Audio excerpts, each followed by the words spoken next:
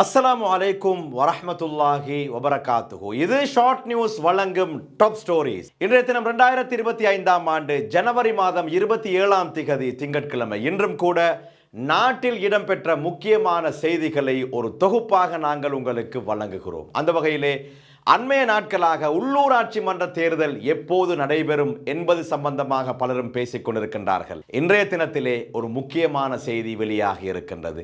உள்ளூராட்சி மன்ற தேர்தலை எதிர்வரும் ஏப்ரல் மாதம் 2வது வாரம் அல்லது 4வது வாரத்திலே தேர்தல் ஆணைக்குழு நடாத்தும் என அமைச்சர் பிமல் ரத்நாயக்க தெரிவித்திருக்கிறார். உள்ளூராட்சி மன்ற தேர்தலை ஏப்ரல் 2வது வாரத்திலோ அல்லது 4வது வாரத்திலோ நடாத்துவதற்கு தேர்தல் ஆணைக்குழு ஏற்பாடு செய்யும் என போக்குவரத்து, நெடுஞ்சாலைகள், துறைமுகங்கள் மற்றும் சிவில் விமான சேவைகள் அமைச்சர் பிமல் ரத்நாயக்க தெரிவித்துள்ளார். யாழ்ப்பாணத்தில் இடம்பெற்ற செய்தியாளர் சந்திப்பில் கலந்து கொண்டு கருத்து தெரிவிக்கும் போதே அமைச்சர் இதனை கூறியுள்ளார். அத்துடன் உள்ளூராட்சி சபை தேர்தலை நடாத்துவதற்கான சட்டமூலத்தை மீளாய்வு செய்வதற்கு அனைத்து கட்சிகளும் ஒன்றிணைந்து பாராளுமன்றத்தில் சமர்ப்பித்துள்ளதாகவும் அமைச்சர் தெரிவித்தார். அத்துடன் உள்ளூராட்சி சபை தேர்தலை நடாத்துவதற்கான சட்டமூலத்தை மீளாய்வு செய்வதற்கு அனைத்து கட்சிகளும் ஒன்றிணைந்து பாராளுமன்றத்தில் சமர்ப்பித்துள்ளதாகவும் அமைச்சர் தெரிவித்தார். நேற்று முன்தினம் கைது செய்யப்பட்ட மஹிந்த ராஜபக்ஷவின் புதல்வர் யோஷித்த ராஜபக்ஷ பிணையில் விடுதலை செய்யப்பட்டுள்ளார். பண மோசடி தடுப்பு சட்டத்தின் கீழ் கைது செய்யப்பட்டு விளக்கமறியலில் வைக்கப்பட்டிருந்த முன்னாள் ஜனாதிபதி மஹிந்த ராஜபக்ஷவின் மகன் யோஷித்த ராஜபக்ஷவை பிணையில் விடுவிக்க கொழும்பு நீதவான் நீதிமன்றம் உத்தரவிட்டுள்ளது. நீண்ட பரிசீலனைக்கு பிறகு கொழும்பு மேலதிக நீதவான் மஞ்சுள ரத்நாயக்க இந்த உத்தரவை பிறப்பித்தார். அதன்படி சந்தேக நபரை தலா 5 மில்லியன் ரூபாய் மதிப்புள்ள 2 சரீர பிணைகளில் விடுவிக்க உத்தரவிடப்பட்டது. சந்தேக நபர் வெளிநாடு செல்வதற்கு தடை விதித்த நீதிமன்றம் இது குறித்து குடிவரவு மற்றும் குடியகல்வு கட்டுப்பாட்டாளருக்கு அறிவிக்க வேண்டும் என்றும் உத்தரவிட்டது. இதன்படி சந்தேக நபரை ஒவ்வொரு மாதமும் கடைசி ஞாயிற்றுக்கிழமை போலீஸ் நிதி குற்ற புலனாய்வு பிரிவில் ஆஜராகுமாறும் சாட்சிகளுக்கு செல்வாக்கு செலுத்துவதை தவிர்க்குமாறும் நீதவான் உத்தரவிட்டார். நீதிபதி தனது முடிவை அறிவிக்கும் போது சந்தேக நபரை மேலும் காவலில் வைக்க போதுமான மற்றும் திருப்திகரமான ஆதாரங்களை அரசு தரப்பு சமர்ப்பிக்க தவறியதால் பிணை சட்டத்தின் விதிகளின்படி பிணையில் விடுவிக்க உத்தரவிட்டார். யோஷித்த ராஜபக்ஷ கைது செய்யப்பட்ட போது அவருடைய சகோதரரும் நாடாளுமன்ற உறுப்பினருமான நாமல் ராஜபக்ஷ ஊடகங்களுக்கு முன்னால் காரசாரமான ஆக்ரோஷமான கருத்துக்களை தெரிவித்திருந்தார். இன்றைய தினம் யோஷித்த ராஜபக்ஷவுக்கு பிணை வழங்கப்பட்டது. அதற்கு பின்னால் மீண்டும் நாமல் ராஜபக்ஷ ஊடகங்களுக்கு முன்னால் பல கருத்துக்களை சொல்லி இருந்தார். குறிப்பாக ஒரு சவாலை விடுத்தார். நானோ அல்லது என்னுடைய சகோதரர் யோசித்தவோ தவறிழைத்துள்ளோம் என முடிந்தால் நீதிமன்றத்தில் நிரூபித்து காட்டுங்கள் என்ற சவாலை அரசாங்கத்துக்கு விடுத்தார். நானோ அல்லது எனது சகோதரர் யோஷித்த ராஜபக்ஷவோ தவறிழைத்துள்ளோம் என்பதை அரசாங்கம் நீதிமன்றத்தில் நிரூபிக்க வேண்டும் என நாடாளுமன்ற உறுப்பினர் நாமல் ராஜபக்ஷ சவால் விடுத்துள்ளார். நாடு எதிர்நோக்கும் கடும் சவால்களுக்கு தீர்வை காண்பதற்கு பதில் அரசாங்கம் தனது குடும்பத்தினை இலக்கு வைப்பதாக அவர் மேலும் தெரிவித்தார். தற்போதைய அரசாங்கத்தின் உறுப்பினர்களும் சட்டவிரோதமாக காணிகளை கொள்வனவு செய்வதில் ஈடுபட்டுள்ளனர். அவர்களுக்கு எதிராக நீதிமன்ற வழக்குகள் உள்ளன என நாமல் ராஜபக்ஷ தெரிவித்துள்ளார். சட்டத்தை அனைவருக்கும் சமமாக நடைமுறைப்படுத்த வேண்டும் என வேண்டுகோள் விடுத்துள்ள அவர் நீதிமன்ற நடவடிக்கைகளை அரசாங்கம் அரசியல் மையப்படுத்த கூடாது எனவும் வேண்டுகோள் விடுத்துள்ளார். நாடாளுமன்றத்தில் நான் மாத்திரம் அரசாங்கத்தை விமர்சித்து வருகிறேன். இதனால் அரசாங்கம் எங்கள் குடும்பத்தை இலக்கு வைக்கின்றது, குறிப்பாக எனது சகோதரரை இலக்கு வைக்கின்றது என நாமல் ராஜபக்ஷ மேலும் தெரிவித்தார். நாமல் ராஜபக்ஷ இப்படி பேசியிருந்தாலும் கூட சட்டத்தரணி மனோஜ் கமகே இன்னும் ஒரு அதிர்ச்சிகரமான ஒரு விடயத்தை சொல்லி இருக்கின்றார்.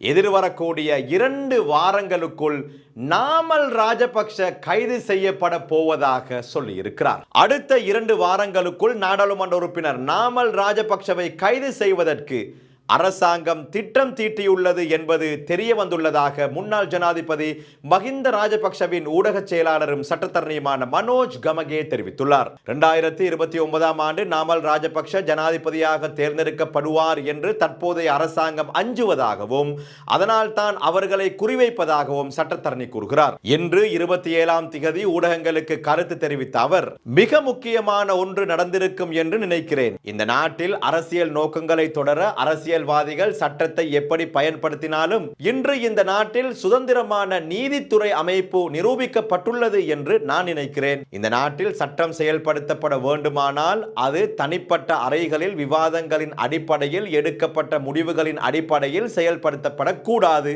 இன்று நீதிமன்றத்தில் உறுதி செய்யப்பட்டது என்னவென்றால் சட்டத்தின்படி நடக்க வேண்டியவை இனிதே நடந்தது.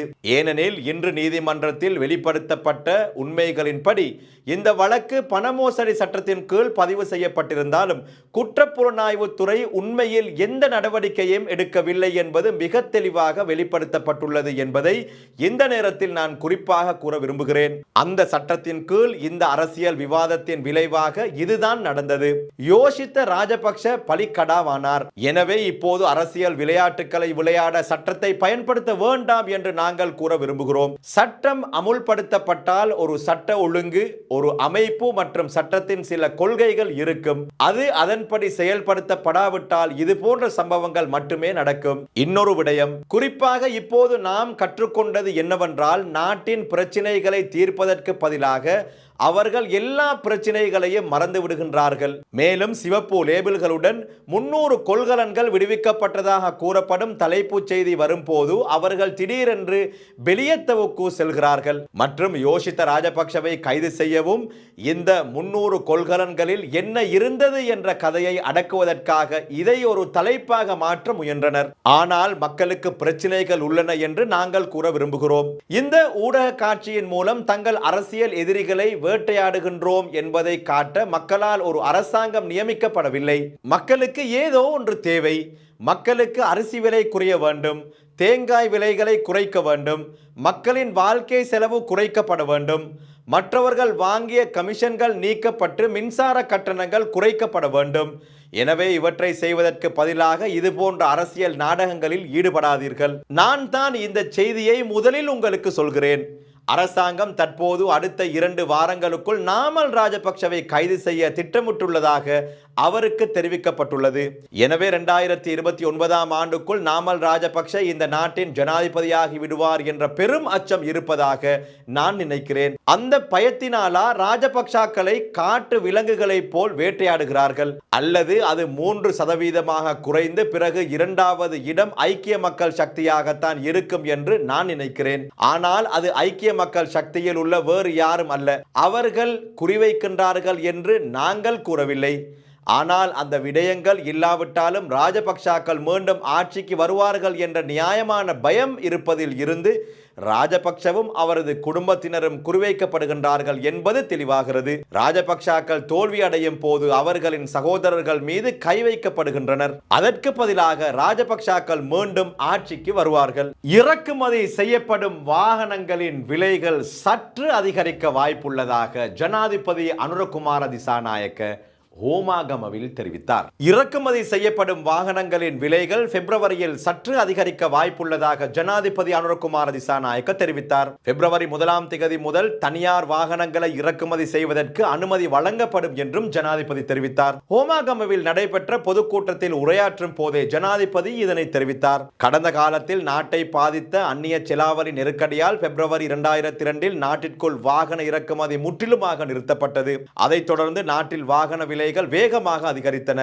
மேலும் 3 ஆண்டுகளுக்கு பிறகு இலங்கைக்கு மீண்டும் வாகனங்களை இறக்குமதி செய்ய முடிவு செய்யப்பட்டுள்ளமையும் குறிப்பிடத்தக்கது. கடந்த ஜனாதிபதி தேர்தலின் போதும் அதற்கு பின்னால் நடைபெற்ற பாராளுமன்ற தேர்தலின் போதும் மக்கள் என்பிபியின் மீது பாரிய நம்பிக்கை வைத்து அரசாங்கத்தை அமைத்துக் கொண்டார்.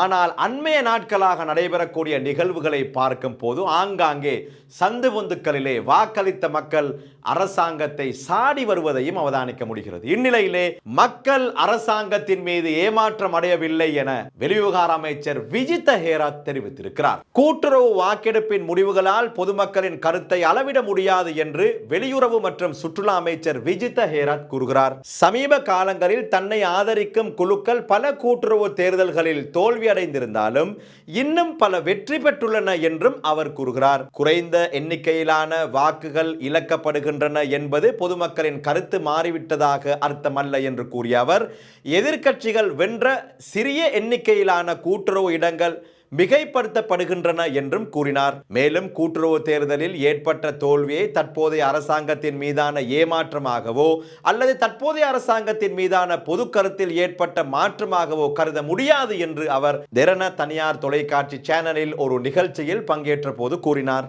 இத்துடன் இன்றைய டாப் ஸ்டோரிஸ் நிறைவுக்கு வருகிறது. இன்ஷா அல்லாஹ் மீண்டும் நாளைய தினம் சந்திப்போம். அதுவரை அஸ்ஸலாமு அலைக்கும் வரஹ்மத்துல்லாஹி வபரகாத்துஹு. வீடியோக்களை மிஸ் பண்ணாமல் பார்க்க இன்றைய ஷார்ட் நியூஸ் யூடியூப் சேனலை சப்ஸ்கிரைப் பண்ணுங்கள்.